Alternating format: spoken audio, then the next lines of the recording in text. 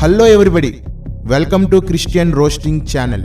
Christian roasting channel అంటే క్రిస్టియన్స్ని roast చేసేది కాదు.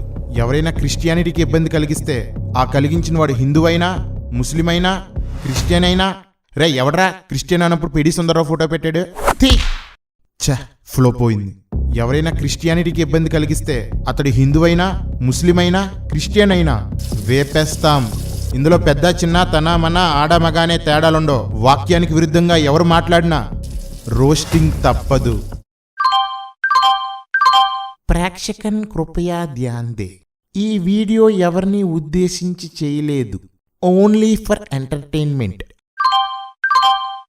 సారీ ప్రభువా, అబద్ధం చెప్పాల్సి వచ్చింది. Hello friends, this is Phinehas. Welcome to CRC part 1. ఈరోజు మనం ఫాస్ట్గా రోస్ట్ చేయబోతున్న ఆ గ్రేట్ పర్సన్ ఎవరంటే అతడు సత్యవాక్యానికి అడ్డంకి, సువార్త వ్యాప్తికి అడ్డంకి, పరలోకం వెళ్ళాలనుకునే క్రైస్తవులకి అడ్డంకి. He is none other than అపోస్తలుడు, దేవుణ్ణోరు, దైవ ప్రవక్త, రచయిత, సర్వజన శ్రేయోభిలాషి, సత్య సంస్థానాభిలాషి, క్రీస్తు కోసం భక్తజన దాసుడు, నిరంతర సత్యాన్వేషి, యథార్థవాది, ఈ తరం పౌలు, ఈ తరం ఏలియా, డాక్టర్, యాక్టర్, అడ్డంకి రంజిత్ ఓఫీర్. సారీ, అడ్డంకి కాదు, అద్దంకి రంజిత్ ఓఫీర్. దేవుడు నాకు బయలుపరిచినటువంటి శ్రేష్ఠ భక్తుడు ఓఫీర్ అన్న. హ్యాట్స్ ఆఫ్ టు రంజిత్ ఓఫీర్ గారు. It's very very very awesome. MI మార్గంలో శిష్యులు వాళ్ళ మధ్యలో ఉన్న క్రీస్తుని గుర్తుపట్టినట్లు భక్తుల్ని గుర్తుపట్టే పరిస్థితి లేదు ఈ దినాన జనానికి. ఆ భక్తుల్లో నేను అవి చూశాను. నేటికి సజీవుడుగానే ఉన్నాడు ఆయన ఓఫీర్ అన్న. నేటి తరములో దేవుని చేత విస్తృతంగా లక్షలాధిపతికి ఆశీర్వాదకరంగా వాడబడుతున్న రంజిత్ ఓఫీర్ గారి దాకా ఒక శ్రేష్టమైన భక్తిపరుడు, నమ్మకమైన క్రీస్తు సాక్షి. అతడు నా ఏర్పాటులో ఉన్నవాడు, నేను నియమించినటువంటి నా సాక్షి, నా ప్రవక్త. అది భయ్యా అద్దంకి రంజిత్ ఓఫీర్ అంటే. ఇంత గొప్పోడిని ఒక్క రోజులో రోస్ట్ చేయడం సాధ్యం కాదు కాబట్టి మనోన్ని పార్ట్లుగా వేపుతాం. ఒకసారి ఈ అడ్డంకి భయ్యాన్ని ఒక ఆమె భార్యను వదిలేసి డైవర్స్ తీసుకున్న మీకు సాక్ష్యం ఎక్కడుంది అని అడిగారు. ఈ మహామేధావి చెప్పిన సమాధానం చూడండి. రోడ్లు వేసిన వాడు యాక్సిడెంట్ కావాలనుకోలేదు, కారు చేసిన వాడు అనుకోలేదు, కొనుక్కున్నవాడు అనుకోలేదు, కానీ యాక్సిడెంట్ అయితే కొన్నిసార్లు జరిగిపోతుంది దురదృష్టవశాత్తు. డైవర్స్ అనే యాక్సిడెంట్ నాకు అయింది అంటే నేను డైవర్స్ తీసుకోలేదు. నాకు జరిగిన డివోర్స్కి నేను బాధ్యుని కాదు, ఆమె అడిగి తీసుకొని వెళ్ళిపోయింది తప్ప నేను డైవర్స్ ఇవ్వలేదు, డైవర్స్ అడగలేదు. నా భార్యని నేను వదలలేదు, ఆవిడే నన్ను వదిలేసింది, ఇందులో నా తప్పేమీ లేదన్నాడు. అది నా జీవితంలో జరిగిన ఒక యాక్సిడెంట్ అన్నాడు. ఇలా సొల్లు కబుర్లు చెప్పడం ఓఫీర్కి అలవాటే. ఓఫీర్కి యాక్సిడెంట్ అవ్వలేదు, యాక్సిడెంట్ చేశాడు. ఓఫీర్కి అమ్మాయిలు పిచ్చి. ఈయన ఆడవాళ్ళతో అక్రమ సంబంధాలు పెట్టుకుంటుంటే ఆమె భరించలేక ఇతనితో గొడవ పడేది. అదే టైంలో యానీ నేర్జా అని ఒక ఆమె పరిచయం అయితే ఆమెతో అక్రమ సంబంధం పెట్టుకున్నాడు ఈ మహానుభావుడు. అది తట్టుకోలేక ఇతని భార్య ఇతన్ని వదిలేసి వెళ్ళిపోయింది. కానీ అసలు విషయం బయటికి రానివ్వకుండా నా ఎదుగుదలను ఓర్వలేక నా భార్య నన్ను వదిలేసి వెళ్ళిపోయిందని ప్రచారం చేశాడు. ఓఫీర్ చేస్తున్న ఈ పనులకి ఓఫీర్తో ఉన్న చాలా మంది చిరాకొచ్చి బయటికి వెళ్ళిపోయారు. అలా బయటికి వెళ్ళిపోయిన వారిలో సునీల్ లింగాలా ఒకరు. ఈయన ఓఫీర్కి వేసిన ఛాలెంజ్ చూడండి.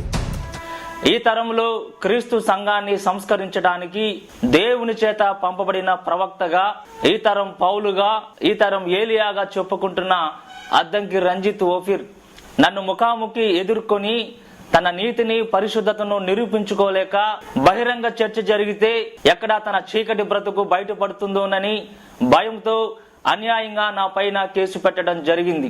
నిజముగా రంజిత్ ఓఫీర్ ప్రవక్త అయితే, నిజముగా రంజిత్ ఓఫీర్ ఏ తప్పు చేయకపోయినట్లయితే నా మీద అన్యాయంగా కేసు పెట్టడు. ఈ ఓఫీర్ ఒక అబద్ధ ప్రవక్త. నేటి క్రైస్తవ సంఘాన్ని నాశనం చేయడానికి వచ్చిన క్రీస్తు విరోధి ప్రతినిధి.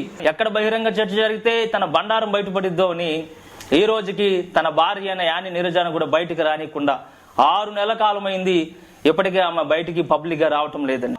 నిజముగా యానీ నీరజ పతివ్రత అయితే ఎందుకు మౌనంగా ఉంటుంది? మీరే ఆలోచన చేయండి ప్రియమైన దేవుని బిడ్డలారా. 3 సార్లు అబార్షన్ చేయించుకుంది ఆమె ఎంత పతివ్రతో మీరు ఆలోచన చేయండి. ఆ దినాన నేను ఓఫీర్ని అడిగానండి, ఎందుకు ఇలాగంటే నేను ఎప్పుడు అబార్షన్ చేయించాను బాబు, ఆమె పోయి చేయించుకుంది అని అన్నాడండి. ఒకరోజు ఓఫీర్ గారు నాకు ఫోన్ చేసి తన భార్య అయిన యానీ నీరజ గురించి చెప్పాడు. నాకే కాదు చాలా మందికి చెబుతూ ఉంటాడు ఆమె గురించి. ఏమనంటే పడిపోయిన దూతలు కొంతమంది వచ్చి యాంజీ నీరజతో మాట్లాడుతూ ఉంటారంట. ఓఫీర్ గురించి పడిపోయిన దూతలు కొంతమంది మానవ ఆకారంలో వచ్చి రంజిత్ ఓఫీర్ గురించి చెడుగా చెప్పడం ద్వారా యాంజీ నీరజ నమ్మి ఓఫీర్పై దుష్ప్రచారం చేస్తుందని రంజిత్ ఓఫీర్ ప్రచారం చేస్తూ ఉంటాడు. తన బండారం ఎక్కడ బయటపడుతుందో అని తన పాపాన్ని సమర్థించుకోవటానికి లేఖనాన్ని ఇంత దారుణంగా డిస్టార్ట్ చేస్తాడు, ఇంత దారుణంగా వక్రీకరిస్తాడు. ఇతడు చాలా ప్రమాదకరమైన అబద్ధ ప్రవక్త. ఆయనను మీకు చూపటం, పరిచయం చేయటం నాకు ఎంతైనా న్యాయం. ఇది ఓఫీర్ నిజ స్వరూపం. తన అక్రమ సంబంధం బయటపడిపోతుందని యానీ నీరజాను పెళ్లి చేసుకున్నాడు. కానీ ఆ తర్వాత కూడా స్త్రీలతో తప్పుడు సంబంధాలు పెట్టుకోవడంతో యానీ నీరజ కూడా ఓఫీర్ను వదిలేసింది. ఇన్ని ఘోరమైన పనులు చేసి పతిత కబుర్లు చెప్తున్నాడు. పతిత కబుర్లు. ఓఫీర్, నువ్వు ఏం చెప్పినా చప్పట్లు కొట్టడానికి అందరూ వీపీలే ఉంటారనుకోకు. నిన్ను వేపే వాళ్ళు కూడా ఉంటారు, వస్తారు. నా వెనకాల ఒక్కొక్కరు బయటకు వస్తారు. నువ్వు చేసిన ప్రతి పనికి మాలిన పని బయటికి చెప్పేవాళ్ళు వస్తారు. మహాగర్వంతో విర్రవీగుతున్న ఓఫీర్, నీ నాశనం ప్రారంభమైంది. బొట్టు లేని ఆడోళ్ళు అనిపించుకునే కంటే సిలువ బొట్టు పెట్టుకోండి. నేను హైందవ క్రైస్తవంలో రాసి ఇన్ని సంవత్సరాలు చెప్తున్నాను. 4-5 మాత్రం ఇంప్లిమెంట్ చేశారు. మిగిలిన వాళ్ళు ఎందుకు చేయలేదు? ఎందుకు లేదంటే నీ వెనక తిరిగే గుడ్డి గొర్రెల్లో కూడా 1% కామన్ సెన్స్ ఉందన్నమాట. వాళ్ళు బొట్టు పెట్టుకుంటారు, బొట్టు ద్వారానే సువార్త చెబుతారు. మతోన్మాదులు కింద నుంచి మంట పెట్టినట్టు ఉండాలి. ఆడోళ్ళు సిలువ బొట్టు పెట్టుకుంటే కింద నుండి మతోన్మాదులకు మంట పెట్టినట్టు ఉంటుందా? భయ్యా, నీది బ్రెయినా డ్రెయినా? నువ్వేం మాట్లాడుతున్నావు నీకైనా అర్థమవుతుందా? క్రైస్తవ బొట్టు ఉద్యమం అనేది దేశాన్ని కదిలించేటట్టుగా మారాలి. ఈ వివాదము భగ్గున మండి దేశం మొత్తాన్ని ఆలోచింపజేస్తుంది. సువార్త చెప్పే అవకాశం దొరుకుతుంది. అరే చెప్, నీ సోది నువ్వును. వివాదాలు బొగ్గుమంటే సువార్త చెడిపోద్ది. సువార్త అనేది సిలువను నుదుటి మీద వేసుకుంటే జరగదు, సిలువను మోసుకుంటూ చెప్తే జరుగుతుంది. రే, ఈ వీడియో తీసేయండిరా, తిట్లు కంట్రోల్ చేసుకోలేకపోతున్నాను. అది మీరు సినిమాలు చూస్తారా అని అంటే సినిమాలు చూస్తా, ఖచ్చితంగా చూస్తాం. అస్సలు దాంట్లో అనుమానమే లేదు. పాపం మధ్యరాత్రి నుంచి మొదలుకొని కొన్ని గంటల సేపు సినిమాలు చూస్తా, ఖచ్చితంగా చూస్తాం. నా ప్రవక్త సినిమాలు చూస్తా, ఖచ్చితంగా చూస్తాం. హ్యాట్స్ ఆఫ్ టు రంజిత్ ఓఫీర్ గారు. సినిమాలు చూస్తా, ఖచ్చితంగా చూస్తాం. నీకు ఈ పనికి మాలిన తెలివితేటలు ఎక్కడవా అనుకున్నాను. సినిమా నాలెడ్జా? ఎందుకు తెలుసు కూడా చెప్తాను. యెషయా గ్రంథం 60వ అధ్యాయంలో చూడుము, కటిక చీకటి జనములను కమ్ముచున్నది. చూడు, దేని చూడాలి? జనముల మీద కమ్ముచున్న చీకటిని చూడాలి. దేవుడు చూడమన్నది జనాన్ని కమ్ముతున్న చీకటిని కాదు, చీకటి కమ్ముతున్న జనాన్ని. ఈ మాత్రం కూడా తెలియని నీకొక ఛానల్, మళ్ళీ దానికో యాంకరు. ఎక్కడి నుండి వచ్చాడ్రా ఈ ఓఫీరు? ఇలా ఉన్నాడేంట్రా? నువ్వు గ్రహాంతరవాసులు ఉన్నారని చెప్తే నమ్మలేదు. నిన్ను చూస్తుంటే ఇప్పుడు డౌట్ వస్తుంది. ఏమో ఉండొచ్చు, నువ్వు ఉన్నావు కదా. ఇప్పుడు వ్యభిచారం చేయొద్దు, వ్యభిచారం చేయొద్దు అని మనం బోధ చేస్తే, వ్యభిచారం చేయొద్దు అనగా ఏం చేయకూడదు, అనగా అంటే ఇలాగ చేయొద్దు అన్నమాట అని చేయకూడనివన్నీ వాడు ఊహించుకుంటాడు. ఏదైతే ఆత్మీయ క్షేమాభివృద్ధికి హానికరమో అది చేయొద్దు అనేదేమో పరిసయ్యుల బోధ. నువ్వు ఈ పని చేయొద్దు, ఆ పని చేయొద్దు, ఆ పని చేయొద్దు అని చెప్పడం సరైన బోధ కాదు. అది బోధకుడి యొక్క అపరిపక్వత, lack of perfection, lack of maturity. అవునా? అలా చెప్పడం పరిపక్వత లేకపోవడమా? మరి దేవుడు ఎందుకు ఆదాముతో పండు తినొద్దు అని చెప్పాడు? అది బోధకుడి యొక్క అపరిపక్వత, lack of perfection, lack of maturity. పౌలెందుకు యవనేచ్ఛలకు దూరంగా పారిపోండి అని చెప్పాడు? అది బోధకుడి యొక్క అపరిపక్వత, lack of perfection, lack of maturity. అపోస్తులు ఎందుకు ఈ పాపం చేయొద్దు, ఆ పాపం చేయొద్దు అని చెప్పారు? అది బోధకుడి యొక్క అపరిపక్వత, lack of perfection, lack of maturity. వీళ్ళంతా ల్యాక్ ఆఫ్ పరిపక్వత, నువ్వేమో లాట్ ఆఫ్ పరిపక్వత. అసలు ఎవడ్రా నిన్ను పాస్టర్ అన్నది? ఎవడ్రా నిన్ను అపోస్తులు అన్నది? ముందు వాడి గోప పగలగొట్టాలి. ఇలాంటి ఎన్నో ఘోరమైన బోధలు చేసిన ఈ దుర్బోధకుణ్ణి, వ్యభిచారిని మహాప్రవక్త అంటూ, గొప్ప దైవజనుడు అంటూ పొగిడిన వారలారా, మీకెందుకయ్యా ఈ బ్రోకర్ పనులు? ఇలాంటి పనికి మాలిన వాడిని పొగడ్డానికి సిగ్గులేదా? మీరు పొగిడినందుకు మీకు బాగా పెట్టాడు కదా, వినండి. ఒక విచిత్రమైన విషయం చెప్తా ఓఫీర్ అన్న గురించి. ఆత్మీయతలో ఉన్నతమైన వ్యక్తి అయితే ఆయన లైవ్ ఏర్పాటు చేస్తే 300-400 మంది చూస్తారు. ఈ రేటింగ్ కనపడినప్పుడు సహజంగా అందరూ అనుకునేది ఏంటంటే, చాలామంది లేరు ఏంది దీనికి. రహస్యం ఏంటంటే, ఆయన ఛానల్ని ఫాలో అయ్యే వాళ్ళలో ఎక్కువ మంది 100 ఫలం ఫలించాలనుకునే వాళ్ళు ఉంటారు. టాపిక్ వచ్చింది ఇంటర్నెట్లో, శాలిం రాజు గారు చెప్పారు, ఓఫీర్ గారికి ఎందుకు తక్కువ మంది ఫాలోవర్స్? ఏం లేదండి, చేపల మార్కెట్లో ఉన్నంత రద్దీ డైమండ్ షాప్లో ఉండదు. కానీ అక్కడ రోజంతా గోలగోల అయిన తర్వాత జరిగే వ్యాపారము కొన్ని వేల రూపాయలు, ఇక్కడేమో సైలెంట్గా జరిగే వ్యాపారం కొన్ని వందల కోట్ల రూపాయలు. కాబట్టి నేను చేపల మార్కెట్ పెట్టలేదు బాబు, డైమండ్ మార్కెట్. ఓఫీర్ది డైమండ్ షాప్ అంట, మరి చేపల మార్కెట్ ఎవరిది? మీదే. ఏదైతేనే మొత్తం అందరూ వ్యాపారులే.